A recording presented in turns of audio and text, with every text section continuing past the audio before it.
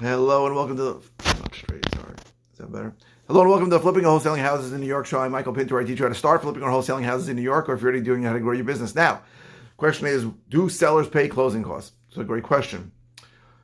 The answer is yes, but the question is how much and what's the situation. So, in general, if you are selling your house, right, there are really three ways to sell your house. The first is to list it with an agent on the multiple listing service on the MLS. That's the most common way. The second is to sell it for sale by owner. So maybe list it on Zillow by yourself, put out a sign.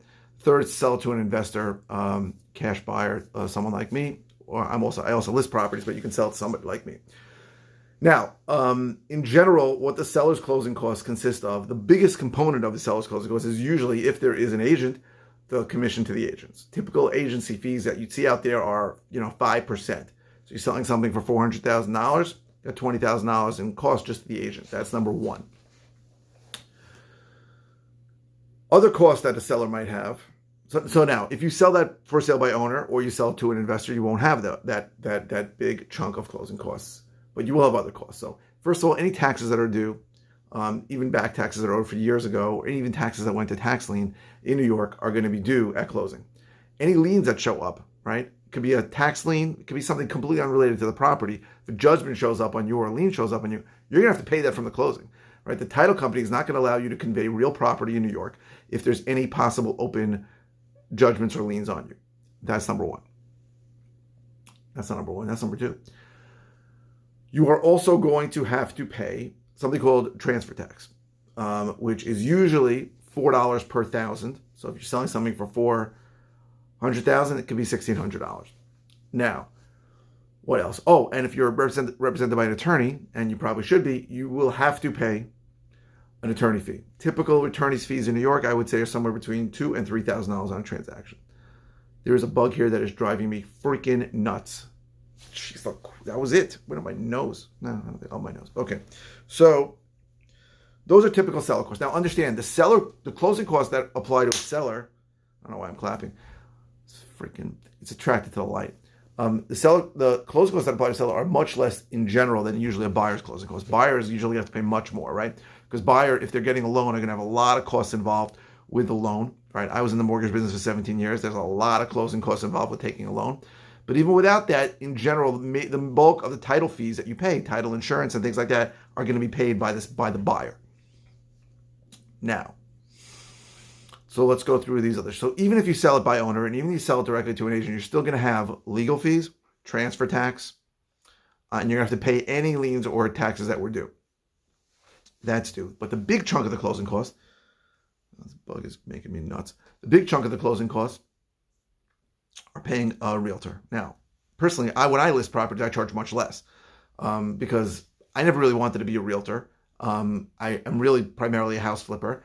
I had to sell my own properties and was sick of paying a realtor to list my property. So I became a real estate broker and I list my own property. So when I list a property for a seller, it's really a service. I do it much cheaper than the average realtor. A quick sales pitch, I'm cheaper. I do it quicker. I'll take a 60-day listing. If you go to like a Douglas Elliman or Keller Williams, Century 21, they're going to ask you to list for a year. And if you push them, they'll list you for 6 months. I'll list it for 2 months. And I'm much better as a realtor because I want to sell my own properties for top dollar. So when I list a property for a seller, I list their properties and get it for top dollar. So I'll pay for Facebook advertising to drive people to it. If I need to pay for professional photography, I'll pay for it. I need to sell my own houses at top dollar, and your house gets listed alongside mine, and I'm going to sell that for top dollar too. Okay. Just a quick pitch as an aside. Now, talking about closing costs. So, this bug is driving me nuts. I cannot believe this bug is still. I'm thinking about shutting off the light so the bug doesn't fly into my face again.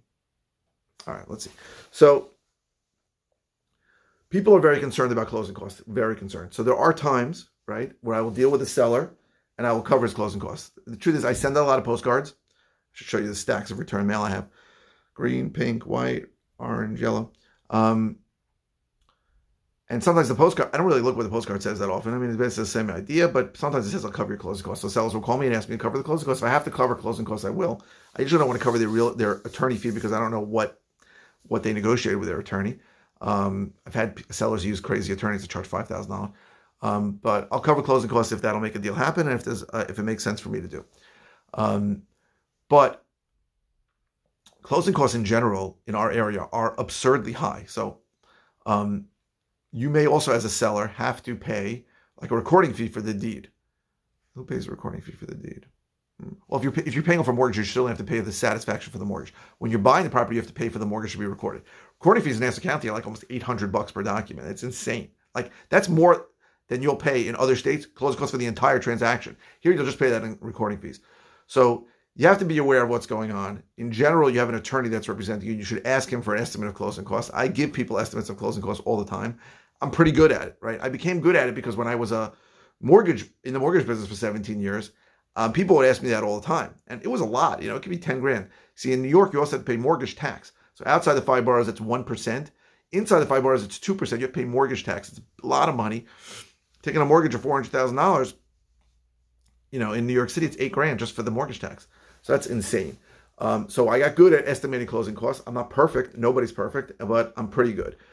But sellers do pay a closing costs. So we'll have some costs. I'll give people estimates, and it really depends if they're listing or they're selling to me directly. If I'm listing it and acting as their agent, or if there is no agent, like the commission, the real estate commission is the biggest chunk of it. When you work with me, it's a much smaller commission again, but it's still going to be the biggest component of the closing cost. So the answer to this question is yes, sellers do pay closing costs, but the buyer pays most of the closing costs. Now I know in other parts of the country, closing costs are so minuscule small that very often a cash buyer will cover all the closing costs. But we're talking about $500-600. Who cares? By us, it's more, and the seller will have to eat it. But if it makes the deal happen, I will allow it. So I am now 7 minutes into this recording, and I have to go for another 3 minutes because all the YouTube people say you got to go for 3 minutes. Let's talk about more seller issues. So if you're selling a property, let's talk about those 3 possibilities I spoke about before. So about 90% on average throughout the country, 90% of all houses are going to get sold listed with an agent on the MLS, the local multiple listing service. About 10% will sell off market. Some of those are going to sell for sale by owner. Some of those are going to sell directly to a seller. I feel very strongly that if you go for sale by owner, you are making a huge mistake. Now, why? You're making a huge mistake because you will never, ever know whether you got as much as you could for the house. Never. See, now I'm just itching because of this stupid bug. Bug's not even here, and it's making me scratch.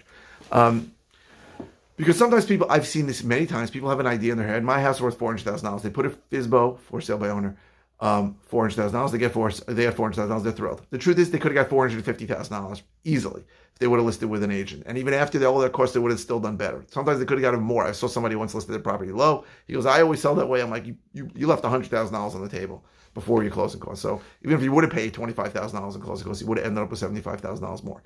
The problem with listing it for sale by owner by either sticking out a sign, which is the stupidest thing, or listing it on Zillow, which is the second stupidest thing, is that most buyers are not going to see you. That's the truth. The idea that you look on Zillow for a property doesn't mean most buyers don't. In fact, I would say 75 to 80% of the buyers that come to me are represented by an agent. So they don't even do the looking. They tell an agent to go look for them. So if you are not listing in a multiple listing service, almost no agent is going to come and bring their buyer to you because they're not getting paid, right? So just explain a quick brief synopsis of how this works. You list a property with an agent. That person, let's say, asks for 5% commission. The buyer's agent, if the buyer has an agent, is going to split that in half, get 2.5%. So there are agents all over the place that are telling people, if you want to buy a house, use me, and you don't have to pay me. I'm going to get the money from the seller when we buy a property. So once they've made once they've said that to them, it's very hard to have a conversation after and go, well, I found the property, it's for sale by owner, but you're going to have to pay me 2% or 2 or 3% on it. Most people don't want to have that conversation. And in the end, you're not going to show your house, your property to as many people as you could. And therefore, you're probably not going to get the right price for it, the best price, the highest price for it. Okay. I hope this was helpful. If you're interested in the various ways I can help you, go to howtoflipnewyork.com.